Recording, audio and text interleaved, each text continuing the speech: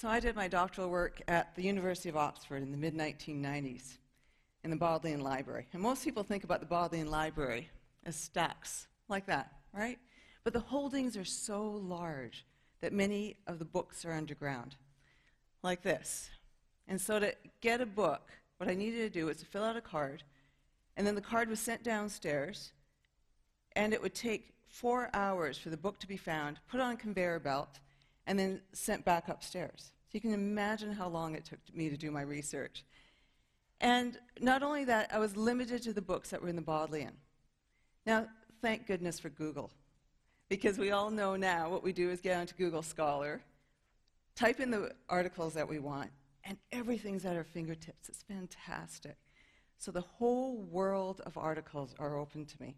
And not only that, it happens instantly. I can be even on the beach, I can be anywhere in the world, I can get all the articles I need, which is really different from my Oxford experience. And so what we call that time-space compression. And this is really wonderful in the world of ideas, because if you get to move ideas more quickly, we can make changes, we can make radical changes more quickly. But something is very different, though, when it comes to the natural environment and organizations. So I want to use the example of Apple. And I want to think about Apple, the computer company then and now. In 1984, all Macs were built in the Fremont plant in California. Steve Jobs was known as saying, "This is a machine that is made in America." Take a look at the iPhone 4's global network now. The iPhone is designed in California, various parts are built around the world, it's assembled in China, and then the assembled iPhone is sent worldwide everywhere. And in fact, the Chinese, if they sometimes want an iPhone, have to get it from elsewhere in the world. And so what we see is true space compression. But then, and the world feels like it's getting smaller. There's no question about that. But in addition, you get evolutions of iPhones, evolutions of iPads, evolutions of Macs at a speed that we've never known before. And so you see time and space compression happening with Apple. I want to take a comparison point. What about the apple tree? And you look at an apple tree, it's rooted in the soil. If you want it to be more productive, what do? You fertilize it, and you give it lots of fertilizer. And you think, okay, well, I want my apples to last a little bit longer. And so what you do is you give it some genetic engineering.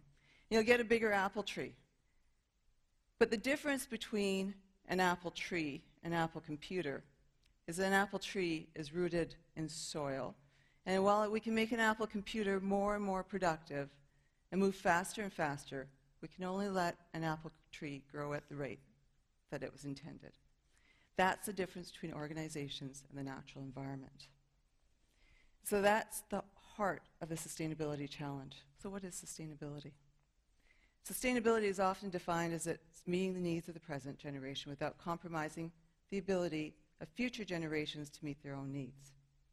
So what that means is that you expect to live as well as your parents, and you would expect your own children to live as well, if not better, than you.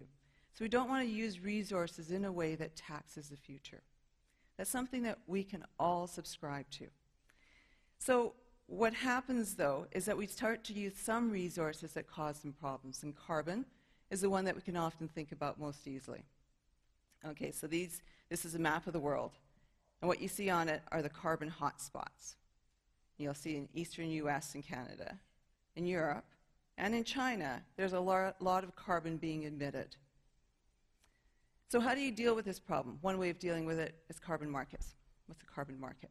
So in a carbon market, what you end up doing is the high-emitting organizations end up paying to the low-emitting organizations to transfer the cost of the carbon produced. That's in some ways a good thing because it helps to balance out carbon emissions and gives companies a motivation to reduce their carbon. Okay, but here's the challenge. If the money that's spun off from the high-emitting organizations can be used to develop new projects, where are you going to develop new projects like, let's say, a wind farm? You're going to do it in a country that's relatively cheap. Why not? Because it's cheaper to build a wind farm. So that means that the project that's being built is going to be in a low-emitting country. Okay, so you have this high emissions organization or funding a project that's in a low-emitting country. And in addition to that, if there's going to be a lot of projects that are going to go on board, a lot of wind farms are going to come up at the same time, then what you don't want to do is to fund wind farms, a lot of wind farms in the same year, because that will reduce the price of carbon. So you delay it, so you buy the option for the future. So not only have you funded a carbon credit to reduce carbon somewhere else in a country where there's low carbon, you have also valued an instrument for something that won't be built for 2 years. So what we do then is move carbon credits around the world so the centers of capital become the centers of funding low carbon technologies that occur elsewhere in the world in the developing countries. So we have completely disembodied the carbon credit solution from the problem. And it's a temporal and spatial disembodiment. And that is truly troubling, because we're creating value for something that we haven't changed. Here's the nub of the issue. I'm a business school professor, and I've been teaching for a couple of decades now, and I teach strategy. Now, for those of you in a business school, you know that the purpose of strategy is to get your students to think about growth.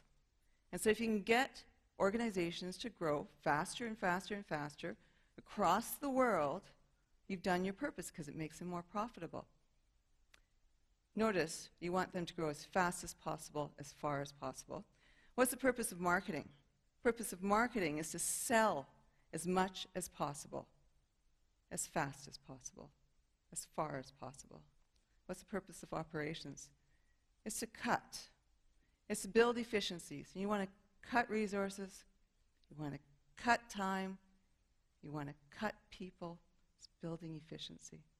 Accounting wants to measure and control. And so you can't manage what you can't measure, so you measure everything.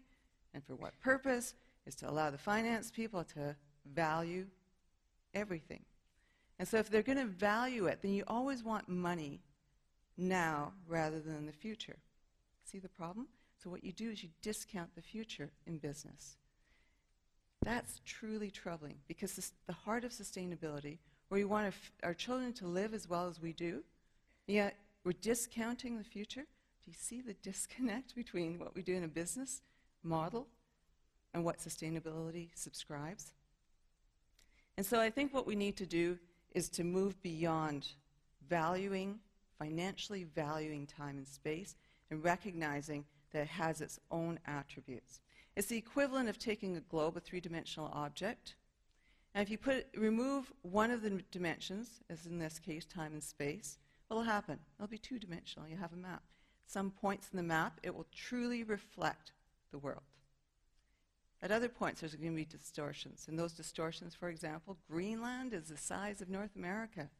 And that's what we're doing with financial markets and organizations.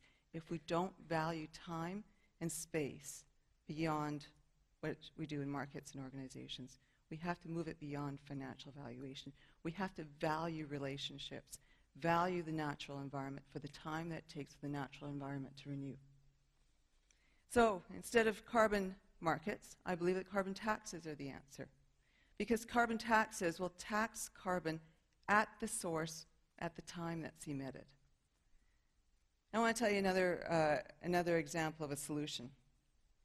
I sit on the board of the London Community Foundation. The London Community Foundation is basically an endowment that the local community contributes to, right? And we put the endowment into equity markets, and that money that comes off of the equity markets gets reinvested back into the local community. This is a good thing. But you notice that we put the endowment back into the equity markets that aren't spatially or temporally bound. And so we're funding other activities around the world.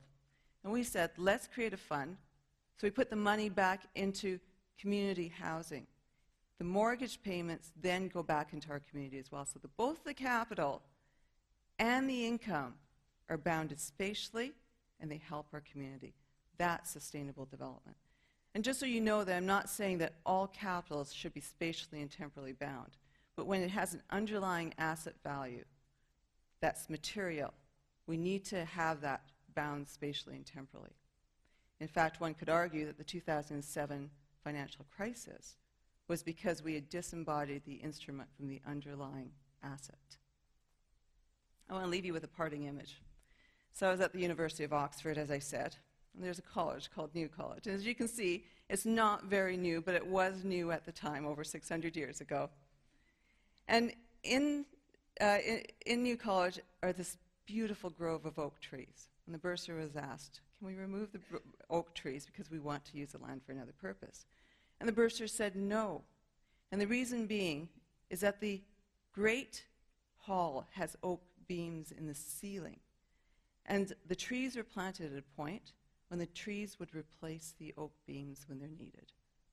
To me, that's sustainability. Thank you.